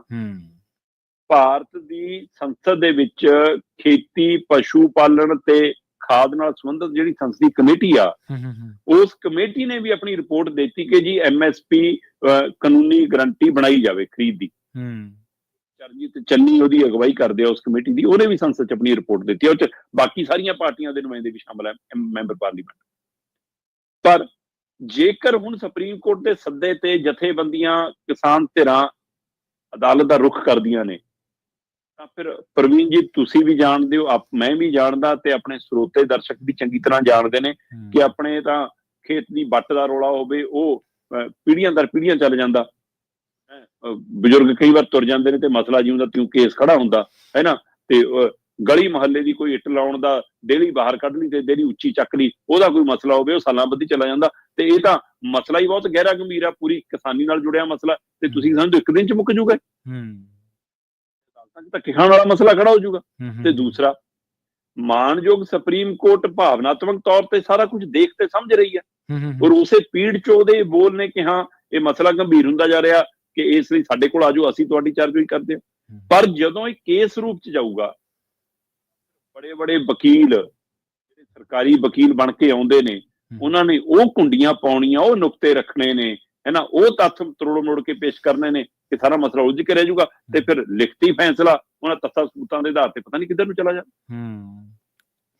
ਤੇ ਇਸ ਲਈ ਜਿਹੜਾ ਕੰਮ ਸਰਕਾਰਾਂ ਦਾ ਬਣਦਾ ਉਹ ਸਰਕਾਰਾਂ ਨਾਲ ਹੀ ਹੋਊਗਾ। ਅੰਦੋਲਨ ਅਦਾਲਤੀ ਪ੍ਰਕਿਰਿਆ ਰਾਹੀਂ ਨਹੀਂ ਜਿੱਤਿਆ ਜਾਂਦਾ, ਅੰਦੋਲਨ ਕਦੇ ਵੀ ਮਨਜ਼ੂਰੀ ਲੈ ਕੇ ਨਹੀਂ ਲੜਿਆ ਜਾਂਦਾ। ਜੀ ਬਿਲਕੁਲ, ਦਾ ਭਾਵ ਇਹ ਹੁੰਦਾ ਕਿ ਲੋਕ ਆਵਾਜ਼ ਹੈ, ਜਨ ਆਵਾਜ਼ ਹੈ। ਇਸ ਲਈ ਮਾਨਯੋਗ ਸੁਪਰੀਮ ਕੋਰਟ ਦੀ ਪਹਿਲ ਕਦਮੀ ਦਾ ਸਾਰੀਆਂ ਜਥੇਬੰਦੀਆਂ ਨੇ ਧੰਨਵਾਦ ਕੀਤਾ। ਪਰ ਉਹਨਾਂ ਦਾ ਤੈਅ ਰਵੱਈਆ ਜੋ ਮੈਂ ਜਾਣਦਾ ਉਹ ਇਹੀ ਹੈ ਕਿ ਅਸੀਂ ਅਦਾਲਤ ਨਹੀਂ ਜਾਵਾਂਗੇ ਇਸ ਮਸਲੇ 'ਚ। ਜਿਵੇਂ ਤੁਸੀਂ ਕਿਹਾ, ਅੰਦੋਲਨਾਂ ਦੇ ਆਪਣੇ ਰੁਖ ਹੁੰਦੇ ਨੇ ਤੇ ਅੰਦੋਲਨ ਦਾ ਮੱਥਾ ਸਰਕਾਰਾਂ ਨਾਲ ਹੁੰਦਾ, ਨਾ ਕਿ ਕਾਨੂੰਨ ਦੀ ਕਿਸੇ ਉੱਪਰਲੀ ਜਿਹੜੀ ਧਿਰ ਹੈ ਜਾਂ ਸ਼ਕਤੀ ਉਹਦੇ ਨਾਲ। ਸੁਪਰੀਮ ਕੋਰਟ ਨੇ ਤਾਂ ਪਿਛਲਾ ਜਿਹੜਾ ਅੰਦੋਲਨ ਹੋਇਆ ਸੀ ਉਹਦੇ 'ਚ ਵੀ ਬਹੁਤ ਸਾਰਾ ਕੁਝ ਡਾਇਰੈਕਟ ਕੀਤਾ ਸੀ, ਉਹ ਸਰਕਾਰਾਂ ਨੇ ਮੰਨ ਲਿਆ ਕੋਈ? ਸੁਪਰੀਮ ਕੋਰਟ ਨੇ ਤਾਂ ਇਸੇ ਦਿਨਾਂ ਦੇ ਦਰਮਿਆਨ ਜਿਹੜਾ ਸ਼ੰਭੂ ਖਨੌਰੀ ਚੱਲ ਰਿਹਾ ਹੈ, ਮਾਨਯੋਗ ਸੁਪਰੀਮ ਕੋਰਟ ਨੇ ਕਿਹਾ ਸੀਗਾ ਕਿ ਠੀਕ ਹੈ ਜੇ ਟਰੈਕਟਰ ਨਹੀਂ ਲੈ ਕੇ ਜਾਂਦਾ ਪੈਦਲ ਜਾਣ ਦਿੱਤਾ ਜਾਵੇ। ਉਹ ਹਰਿਆਣਾ ਨੇ ਮੰਨ ਲਈ ਗੱਲ, ਉਹ ਨਾ ਹਰਿਆਣਾ ਨੇ ਮੰਨੀ ਤੇ ਨਾ ਸੁਪਰੀਮ ਕੋਰਟ ਨੇ ਸ਼ਾਇਦ ਮੁੜ ਕੇ ਪੁੱਛੀ ਕਿ ਭਾਈ ਕਿਉਂ ਨਹੀਂ ਜਾਣ ਦਿੱਤੇ। ਹਾਂਜੀ, ਪੁੱਛੀ ਵੀ ਨਹੀਂ, ਬਿਲਕੁਲ। ਇੱਧਰ ਜੇ ਕਿਸਾਨੀ ਦੀ ਆਪਾਂ ਧਿਰਾਂ ਦੀ ਗੱਲ ਕਰ ਲਈਏ, ਐਸਕੇਐਮ ਦੀ ਮੀਟਿੰਗ ਵੀ ਹੈ ਤੇ ਦੂਜੇ ਪਾਸੇ ਪੰਜਾਬ ਬੰਦ ਦੀ ਕਾਲ ਵੀ ਹੈ ਜੀ। ਪ੍ਰਵੀਨ ਜੀ, ਕੱਲ ਦਿਨ ਭਰ ਕਿਸਾਨੀ ਮਸਲੇ ਨੂੰ ਲੈ ਕੇ ਬਹੁਤ ਕੁਝ ਹੋਇਆ। ਆਪਾਂ ਸੰਸਦੀ ਕਮੇਟੀ ਦੀ ਗੱਲ ਕਰਕੇ ਹਟੇ ਆ, ਆਪਾਂ ਸੁਪਰੀਮ ਕੋਰਟ ਦੀ ਗੱਲ ਕਰਕੇ ਹਟੇ ਆ। ਡੱਲੇਵਾਲ ਹੋਰਾਂ ਕੋਲ ਲਗਾਤਾਰ ਕੱਲ ਸ਼੍ਰੋਮਣੀ ਕਮੇਟੀ ਦੇ ਪ੍ਰਧਾਨ ਉਹਨਾਂ ਦੀ ਖਬਰਸਾਰ ਲੈਣ ਗਏ। ਸਰਜੀਤ ਸਿੰਘ ਬਰਨਾਲੇ ਦਾ ਮੁੰਡਾ, ਸੁਖਦੇਵ ਸਿੰਘ ਢੀਂਡਸੇ ਦਾ ਮੁੰਡਾ, ਝੁੰਦਾ ਹੋਰੀ, ਹੋਰ ਕਈ ਲੀਡਰ ਵੱਡੀ ਗਿਣਤੀ ਦੇ ਵਿੱਚ ਹੈ ਨਾ, ਉਹ ਸਾਰੇ ਝਿੰਡਾ ਹੋਰੀ, ਉਹ ਸਾਰੇ ਗਏ। ਸੋ ਇਸ ਤਰ੍ਹਾਂ ਲਗਾਤਾਰ ਉਹਨਾਂ ਕੋਲ ਵੱਖ-ਵੱਖ ਲੀਡਰ ਜਾ ਰਹੇ ਸੀਗੇ, ਸਾਰੇ ਉਹਨਾਂ ਦੀ ਖਬਰਸਾਰ ਪੁੱਛ ਰਹੇ ਸੀਗੇ। ਤੇ ਉਧਰ ਹੁਣ ਉਹਨਾਂ ਨੂੰ ਸ਼ੀਸ਼ੇ ਦੇ ਗਲਾਸ 'ਚ ਰੱਖਿਆ ਗਿਆ, ਕੱਚ ਦੇ ਇੱਕੋ ਬਣਾ ਦਿੱਤਾ ਗਿਆ, ਕੱਚ ਦੇ ਗਲਾਸ ਦਾ ਉਹ ਪੂਰਾ ਬਾਕਸ ਜਿਹਾ, ਕਿਉਂਕਿ ਇਨਫੈਕਸ਼ਨ ਦਾ ਡਰ ਵੱਧਦਾ ਜਾ ਰਿਹਾ। ਤੇ ਮੈਂ ਵੱਖ-ਵੱਖ ਡਾਕਟਰਾਂ ਦੀ ਰਾਏ ਜਦੋਂ ਪੜ੍ਹ ਸੁਣ ਰਿਹਾ ਸੀਗਾ ਤਾਂ ਉਹਦੇ ਵਿੱਚ ਬੜੀ ਫਿਕਰਮੰਦ ਵਾਲੀ ਗੱਲ ਸੀ। ਉਹ ਕਹਿੰਦੇ ਵੀ ਕਿ ਇਹ ਹੁਣ ਸਥਿਤੀ ਅਜਿਹੀ ਹੈ ਕਿ ਕੋਈ ਵੀ ਉਹਨਾਂ ਦੇ ਅੰਦਰੂਨੀ ਅੰਗ, ਦਿਲ, ਲੀਵਰ, ਕਿਡਨੀ ਕਿਸੇ ਵੀ ਸਮੇਂ ਕਿਸੇ ਵੀ ਪਲ ਕੰਮ ਛੱਡ ਸਕਦੇ ਆ। ਉਹ ਕਹਿੰਦੇ ਕਿ ਇੱਕ ਸਥਿਤੀ ਇਹ ਆ ਜਾਂਦੀ ਹੈ ਕਿ ਜਦੋਂ ਸਰੀਰ ਨੂੰ 8 ਜਾਂ 10 ਦਿਨਾਂ ਬਾਅਦ ਉਹਨਾਂ ਕੋਲ ਜਿੰਨਾ ਰਿਜ਼ਰਵ ਗਲੂਕੋਸ਼ ਹੈ ਉਹਦੀ ਵਰਤੋਂ ਸਰੀਰ ਕਰ ਲੈਂਦਾ, ਉਸ ਤੋਂ ਬਾਅਦ ਉਹ ਮਸਲਸ ਤੋਂ ਫਿਰ ਗਲੂਕੋਸ ਲੈਣਾ ਸ਼ੁਰੂ ਕਰਦਾ। ਠੀਕ ਹੈ। ਤੇ 2-4 ਦਿਨ ਜਦੋਂ ਉਹ ਗਲੂਕੋਸ਼ ਵੀ ਉਹ ਵਰਤ ਰਿਹਾ, ਉਹ ਤੋਂ ਜਦੋਂ ਗਲੂਕੋਸ਼ ਮੁੱਕ ਗਿਆ ਫਿਰ ਉਹ ਅੰਦਰ ਫੈਟ ਤੇ ਆ ਜਾਂਦਾ। ਹੁਣ ਉਹਨਾਂ ਦੇ ਸਰੀਰ ਦੀ ਅੰਦਰ ਦੀ ਫੈਟ ਦੀ ਵਰਤੋਂ ਜੇਕਰ ਮਤਲਬ ਕੀਤੀ ਜਾ ਰਹੀ ਹੈ, ਉਹ ਤਕਨੀਕੀ ਤੌਰ ਤੇ ਮੈਡੀਕਲ ਸ਼ਬਦ ਹੋਣਗੇ, ਉਹ ਡਾਕਟਰ ਜਾਣਦੇ ਨੇ। ਸੋ ਉਹ ਕੁੱਲ ਮੈਂ ਪੂਰੀ ਡਾਕਟਰੀ ਰਾਏ ਚੋਂ ਜਿਹੜੀ ਪੜ੍ਹ ਰਿਹਾ ਸੀਗਾ ਉਹ ਇੰਨੀ ਫਿਕਰਮੰਦੀ ਵਾਲੀ ਹੈ ਪ੍ਰਵੀਨ ਜੀ। ਉਹ ਕਹਿੰਦੇ ਕਿ ਅੱਜ ਡੱਲੇਵਾਲ ਹੋਰਾਂ ਦੀ ਸਥਿਤੀ ਇਹ ਹੈ ਕਿ ਉਹਨਾਂ ਦਾ ਸਰੀਰ ਹੀ ਉਹਨਾਂ ਦੇ ਸਰੀਰ ਨੂੰ ਖਾਣ ਲੱਗ ਪਿਆ। ਉਹਨੂੰ ਪੂਰਤੀ ਕਰਨੀ ਹੈ ਨਾ ਕਿਤੋਂ, ਇਸ ਲਈ ਕਹਿੰਦੇ ਸਰੀਰ ਹੀ ਸਰੀਰ ਨੂੰ ਖਾ ਰਿਹਾ ਤੇ ਬਹੁਤ ਖਤਰਨਾਕ ਮੋੜ ਤੇ ਹੁੰਦਾ ਹੈ ਸਾਰਾ ਕੁਝ। ਤੇ ਇਸ ਲਈ ਉਸ ਨਾਜ਼ੁਕ ਸਥਿਤੀ ਦੇ ਹਵਾਲੇ ਨਾਲ ਫਿਕਰਮੰਦੀ ਵੱਧ ਰਹੀ ਹੈ। ਬਿਲਕੁਲ ਕੱਲ ਪੰਜਾਬ ਦੇ ਵਿੱਚ ਰੇਲ ਰੋਕੋ ਅੰਦੋਲਨ ਸੀਗਾ। 50 ਦੇ ਕਰੀਬ ਥਾਵਾਂ ਦੇ ਉੱਤੇ, 48 ਤੋਂ 50 ਦੇ ਕਰੀਬ ਥਾਵਾਂ ਦੇ ਉੱਤੇ ਪੰਜਾਬ 'ਚ ਰੇਲਾਂ ਦਾ ਚੱਕਾ ਜਾਮ ਹੋਇਆ। 12 ਵਜੇ ਤੋਂ ਲੈ ਕੇ 3 ਵਜੇ ਤੱਕ ਪੂਰਨ ਤੌਰ ਤੇ ਚੱਕਾ ਜਾਮ ਸੀਗਾ। ਜਦੋਂ ਤੁਸੀਂ ਟਰੈਕਟਰ ਨੂੰ ਸੜਕ ਤੇ ਨਹੀਂ ਚੜ੍ਹਨ ਦੇ ਰਹੇ, ਟਰੈਕਟਰ ਕੋਈ ਮਤਲਬ ਕਿ ਵਿਦੇਸ਼ੀ ਮੁਲਕ ਦਾ ਟੈਂਕ ਤਾਂ ਹੈ ਨਹੀਂ। ਬਿਲਕੁਲ ਸਹੀ, ਬਿਲਕੁਲ। ਜੇ ਉਹ ਅਜਿਹਾ ਖਤਰਨਾਕ ਹੈ ਕਿ ਸੜਕ ਤੇ ਨਹੀਂ ਆ ਸਕਦਾ, ਫਿਰ ਏਜੰਸੀਆਂ ਵੇਚਦੀਆਂ ਕਿ ਉਹਨੇ ਬੰਦ ਕਰ ਦੋ ਵੇਚਣਾ। ਉਸ ਤੋਂ ਬਾਅਦ ਤੁਸੀਂ ਕਿਹਾ ਕਿ ਨਹੀਂ ਜੀ ਟਰੈਕਟਰ ਨਹੀਂ ਆਉਣਗੇ, ਪੈਦਲ ਆ ਜਾਓ। ਪੈਦਲ ਜਾਣਾ ਤਾਂ ਹੈ ਕਿ ਤੁਸੀਂ ਪੈਦਲ ਨਹੀਂ ਜਾਣ ਦੇ ਰਹੇ। ਤੁਸੀਂ ਕਹਿੰਦੇ ਹੋ ਜੀ ਧਰਨੇ ਲੱਗਦੇ ਆ, ਪ੍ਰਦਰਸ਼ਨ ਹੁੰਦੇ ਆ, ਪਰ ਅਗਲੇ ਰੇਲੇ ਹੀ ਰੋਕਣਗੇ ਨਾ, ਆਪਾਂ ਹੱਲ ਕੀ ਹੈ ਫਿਰ। ਸੋ ਉਸ ਤੋਂ ਬਾਅਦ ਐਸਕੇਐਮ ਦੀ ਬੈਠਕ ਸੀ, ਕਿਉਂਕਿ ਸਰਵਣ ਸਿੰਘ ਪੰਧੇਰ ਹੋਰਾਂ ਨੇ ਚਿੱਠੀ ਲਿਖੀ ਸੀ, ਇੱਕ ਖੁੱਲੀ ਚਿੱਠੀ ਸਾਰੇ ਜਥੇਬੰਦੀਆਂ ਦੇ ਨਾਮ ਕਿ ਜੀ ਆਜੋ ਇਕੱਠੇ ਹੋਈਏ। ਵੈਸੇ ਤਾਂ ਜਨਾਬ ਨੇ ਬਹੁਤ ਦੇਰ ਕਰਤੀ ਹੈ ਨਾ, ਮਤਲਬ ਚਿੱਠੀ ਲਿਖਣ 'ਚ। ਚਲੋ ਜੇ ਲਿਖੀ ਤੇ ਉਹ ਤੋਂ ਬਾਅਦ ਐਸਕੇਐਮ ਕਹਿੰਦੇ ਜੀ ਆਪਾਂ ਵਿਚਾਰ ਲੈਣੇ। ਐਸਕੇਐਮ ਦੀ ਬੈਠਕ 24 ਤਰੀਕ ਨੂੰ ਤੈਅ ਸੀ। ਠੀਕ ਹੈ ਜੀ। ਪਰ ਉਹਨਾਂ ਨੇ 24 ਦੀ ਬਜਾਏ ਕੱਲ 18 ਨੂੰ ਕੀਤੀ। ਪੰਜਾਬ ਦੇ ਕਿਸਾਨ ਚੰਡੀਗੜ੍ਹ ਪੰਜਾਬ ਦੀ ਰਾਜਧਾਨੀ ਦੇ ਕਿਸਾਨ ਭਵਨ ਦੇ ਵਿੱਚ ਬੈਠਕ ਹੋਈ। ਉਸ ਬੈਠਕ ਦੇ ਵਿੱਚ ਉਹਨਾਂ ਨੇ ਕਿਹਾ ਜੀ ਕਿ ਅਸੀਂ ਅੰਦੋਲਨ 'ਚ ਸਿੱਧੇ ਤਾਂ ਨਹੀਂ ਜਾ ਸਕਦੇ, ਕਿਉਂਕਿ ਉਹ ਜਿਸ ਤਸੀਰ ਦੇ ਉਹ ਮਾਲਕ ਨੇ, ਜਿਸ ਤਰੀਕੇ ਨਾਲ ਉਹਨਾਂ ਨੇ ਅੰਦੋਲਨ ਸ਼ੁਰੂ ਕੀਤਾ, ਉਹਨਾਂ ਦੇ ਆਪਣੇ ਫੈਸਲੇ ਨੇ। ਸੋ ਇਸ ਲਈ ਅਸੀਂ ਸਿੱਧੇ ਤਾਂ ਨਹੀਂ ਸ਼ਾਮਲ ਹੋ ਸਕਦੇ, ਪਰ ਜੋ ਵਧੀਕੀ ਹੋ ਰਹੀ ਹੈ, ਜੋ ਉਹਨਾਂ ਨਾਲ ਧੱਕਾ ਹੋ ਰਿਹਾ, ਉਹਦੇ ਰੋਸੇ ਵਜੋਂ ਅਸੀਂ ਜ਼ਿਲ੍ਹਾ ਪੱਧਰ ਦੇ ਉੱਤੇ ਧਰਨੇ ਲਾਵਾਂਗੇ, ਰੋਸ ਪ੍ਰਗਟਾਵਾਂਗੇ। ਤੇ ਇਸੇ ਹਵਾਲੇ ਨਾਲ 6 ਮੈਂਬਰੀ ਕਮੇਟੀ ਬਹੁਤ ਦੇਰ ਪਹਿਲਾਂ ਇਸੇ ਕਿਸਾਨ ਭਵਨ 'ਚ ਬਣੀ ਸੀ, ਤਾਲਮੇਲ ਕਮੇਟੀ। ਉਹ ਤਾਲਮੇਲ ਕਮੇਟੀ ਸਰਵਣ ਸਿੰਘ ਪੰਧੇਰ ਹੋਰਾਂ ਵੱਲੋਂ ਚਿੱਠੀ ਦੇ ਹਵਾਲੇ ਨਾਲ ਦਿੱਤੀ ਕਾਲ ਦੇ ਲਈ ਹੁਣ ਉਹਨਾਂ ਨਾਲ ਤਾਲਮੇਲ ਕਰਨ ਜਾਏਗੀ। ਉਸ ਗੱਲਬਾਤ ਤੋਂ ਬਾਅਦ ਉਧਰੋਂ ਕੀ ਰਾਬਤਾ ਬਣਦਾ ਹੈ, ਕੀ ਵਿੱਚ ਸ਼ਾਮਲ ਹੋਣਾ ਹੈ, ਵੱਖਰੇ ਸ਼ਾਮਲ ਹੋਣਾ ਹੈ, ਉਹਨਾਂ ਦੇ ਹੱਕ 'ਚ ਪ੍ਰਦਰਸ਼ਨ ਕਰਨਾ ਹੈ, ਆਪਣੇ ਤਰੀਕੇ ਨਾਲ ਚੱਲਣਾ, ਇਹ ਸਾਰਾ ਕੁਛ ਅਗਲੀ ਮੀਟਿੰਗ 'ਚ ਐਸਕੇਐਮ ਵਿਚਾਰ ਦੂਗੀ। ਸੋ ਕੱਲ ਮੀਟਿੰਗ ਕੀਤੀ, ਕੱਲ ਹੀ ਐਸਕੇਐਮ ਨੇ ਫਿਰ ਰਾਜਪਾਲ ਨੂੰ ਮੰਗ ਪੱਤਰ ਦਿੱਤਾ। ਉਹ ਇਸ ਮਸਲੇ ਤੇ ਵੀ ਜੋ ਵਧੀਕੀ ਹਰਿਆਣਾ ਸਰਕਾਰ ਕਰ ਰਹੀ ਹੈ, ਕੇਂਦਰ ਦਾ ਰਵੱਈਆ, ਤੇ ਪਲੱਸ ਜਿਹੜੀ ਕੇਂਦਰ ਨੇ ਨਵਾਂ ਖਰੜਾ ਪੰਜਾਬ ਸਰਕਾਰ ਨੂੰ ਭੇਜਿਆ, ਉਹਦੇ ਹਵਾਲੇ ਨਾਲ ਇਹ ਰਾਜਪਾਲ ਨੂੰ ਮਿਲ ਕੇ ਆਏ ਨੇ। ਅੱਜ ਪੰਜਾਬ ਸਰਕਾਰ ਦੀ ਮੀਟਿੰਗ ਹੈ। ਪੰਜਾਬ ਸਰਕਾਰ ਨੇ ਬਿਆਨਬਾਜ਼ੀ ਰੂਪ ਸਪਸ਼ਟ ਕਿਹਾ ਕਿ ਇਹ ਪੰਜਾਬ ਨਾਲ ਧੱਕਾ ਹੈ, ਇਹ ਪਾਲਿਸੀ ਗਲਤ ਹੈ, ਇਹ ਸਾਨੂੰ ਮਨਜ਼ੂਰ ਨਹੀਂ ਹੈ ਨਾ, ਕਿ ਇਹ ਪੰਜਾਬ ਦੇ ਹੱਕਾਂ ਤੇ ਡਾਕਾ ਹੈ ਖੇਤੀ ਪਾਲਿਸੀ ਪੰਜਾਬ। ਤੇ ਜਥੇਬੰਦੀਆਂ ਨੇ ਵੀ ਫਿਰ ਕਿਹਾ ਕਿ ਫਿਰ ਤੁਸੀਂ ਪੰਜਾਬ ਵਾਲੀ ਆਪਣੀ ਪਾਲਿਸੀ ਲਿਆਓ ਨਾ, ਉਹਨੂੰ ਮਾਨਤਾ ਦਿਓ ਤੇ ਇਹਨੂੰ ਰੱਦ ਕਰੋ।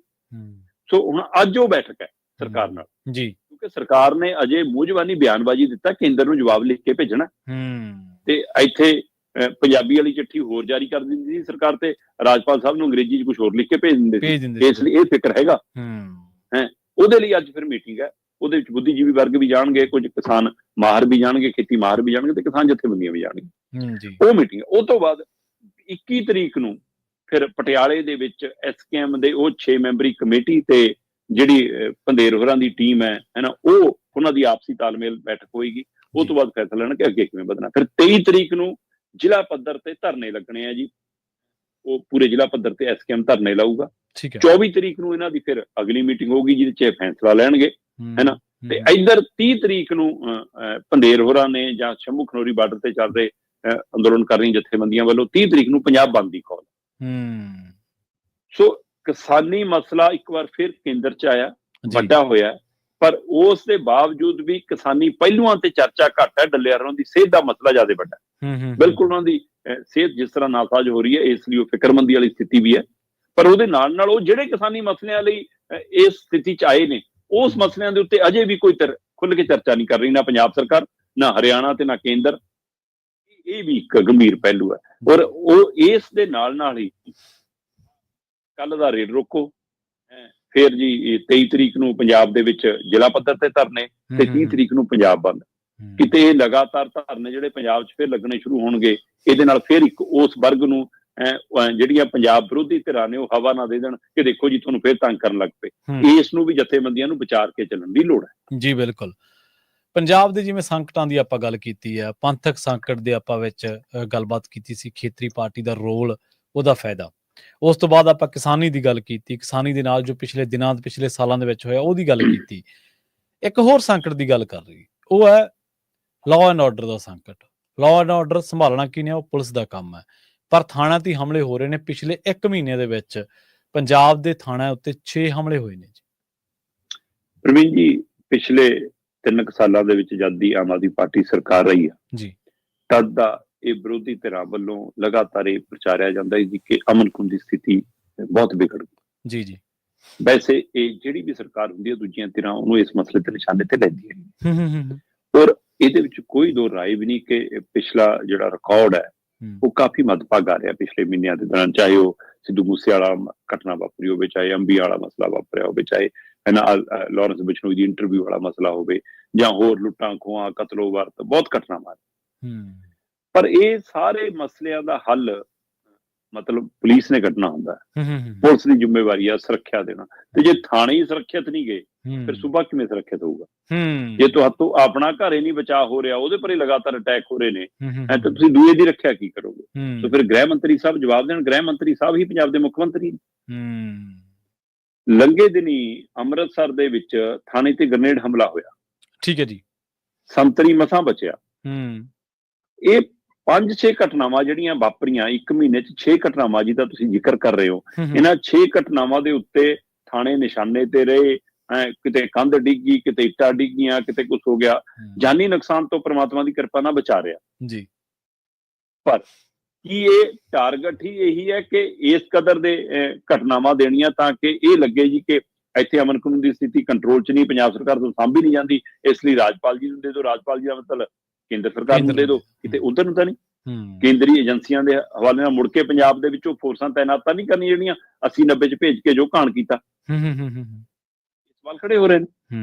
ਹਾਂ, ਜਿਹੜੀਆਂ ਘਟਨਾਵਾਂ ਨੂੰ ਬਿਲਕੁਲ ਤੁਹਾਡੀ ਗੱਲ ਦਰੁਸਤ ਹੈ ਕਿ ਇਸ ਅੰਮ੍ਰਿਤਸਰ ਦੇ ਇਸਲਾਮਾਬਾਦ ਥਾਣੇ ਦੇ ਉੱਤੇ ਗ੍ਰਨੇਡ ਹਮਲੇ ਦੀ ਘਟਨਾ ਨੇ ਇਹ ਚੇਤੇ ਲਿਆਤਾ ਕਿ ਭਾਈ ਇਹ ਪਹਿਲੀ ਘਟਨਾ ਨਹੀਂ, ਇਸ ਮਹੀਨੇ 'ਚ 6ਵੀਂ ਘਟਨਾ। 24 ਨਵੰਬਰ ਨੂੰ ਅਜਨਾਲਾ ਚੌਂਕੀ ਦੇ ਬਾਹਰ RDX ਬਰਾਮਦ ਹੋਇਆ ਸੀਗਾ ਜੀ।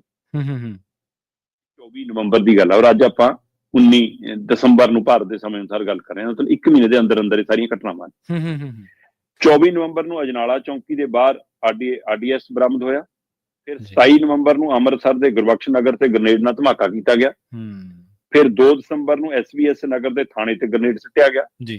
ਫਿਰ 4 ਦਸੰਬਰ ਨੂੰ ਅੰਮ੍ਰਿਤਸਰ ਦੇ ਮਜੀਠਾ ਥਾਣੇ ਤੇ ਗ੍ਰਨੇਡ ਨਾਲ ਹਮਲਾ ਹੋਇਆ, ਧਮਾਕਾ ਹੋਇਆ। ਫਿਰ 13 ਦਸੰਬਰ ਨੂੰ ਬਟਾਲਾ ਦੇ ਆਲੀਵਾਲ ਥਾਣੇ ਦੇ ਉੱਤੇ ਗ੍ਰੇਨੇਡ ਹਮਲਾ ਹੋਇਆ ਤੇ ਹੁਣ 17 ਦਸੰਬਰ ਨੂੰ ਇਹ ਘਟਨਾ ਹੈ ਜਿਹੜੀ ਅੰਮ੍ਰਿਤਸਰ ਦੇ ਇਸਲਾਮਾਬਾਦ ਥਾਣੇ ਤੇ ਗ੍ਰੇਨੇਡ ਸੁੱਟਿਆ ਗਿਆ। ਸੋ ਇਸ ਲਈ 1 ਮਹੀਨੇ 'ਚ 6 ਘਟਨਾਵਾਂ ਇਹ ਦੱਸਦੀਆਂ ਨੇ ਕਿ ਸਾਡੀਆਂ ਏਜੰਸੀਆਂ ਦੀ ਨਲਾਇਕੀ ਰਹੀ, ਖੁਫੀਆ ਏਜੰਸੀਆਂ ਦੀ, ਸਾਡੇ ਪੁਲਿਸ ਤੰਤਰ ਦੀ ਕਮਜ਼ੋਰੀ ਰਹੀ, ਹੈ ਨਾ, ਜਾਂ ਇਹ ਸ਼ਾਸਨ ਇੱਕ ਲੜੀਵਾਰ ਇੱਕੋ ਤਰੀਕੇ ਦੀਆਂ ਘਟਨਾਵਾਂ ਨੂੰ ਅੰਜਾਮ ਦੇ ਕੇ, ਹੈ ਨਾ, ਕਿਸੇ ਹੋਰ ਦੇ ਹੱਥ ਪੰਜਾਬ ਦੀ ਡੋਰ ਸੌਂਪਣ ਦੀ ਤਿਆਰੀ ਹੈ। ਜੀ ਬਿਲਕੁਲ ਬਿਲਕੁਲ। ਸ਼ਰਮਾ ਜੀ, ਇਹਨਾਂ ਖਾਸ ਖਬਰਾਂ ਤੇ ਖਾਸ ਜਾਣਕਾਰੀਆਂ ਦੇ ਲਈ ਤੁਹਾਡਾ ਬਹੁਤ ਬਹੁਤ ਧੰਨਵਾਦ ਜੀ। ਬਹੁਤ ਸ਼ੁਕਰੀਆ ਜੀ। ਪ੍ਰੋਗਰਾਮ ਖਬਰ ਤੇ ਨਜ਼ਰ ਨੂੰ ਆਪਾਂ ਇੱਥੇ ਸਮਾਪਤ ਕਰਾਂਗੇ। ਤੁਹਾਡਾ ਸਾਰਿਆਂ ਦਾ ਵੀ ਬਹੁਤ ਧੰਨਵਾਦ। ਸਤਿ ਸ਼੍ਰੀ ਅਕਾਲ। ਜੁੜੇ ਰਹੋ ਪੰਜਾਬੀ ਰੇਡੀਓ USA ਦੇ ਨਾਲ।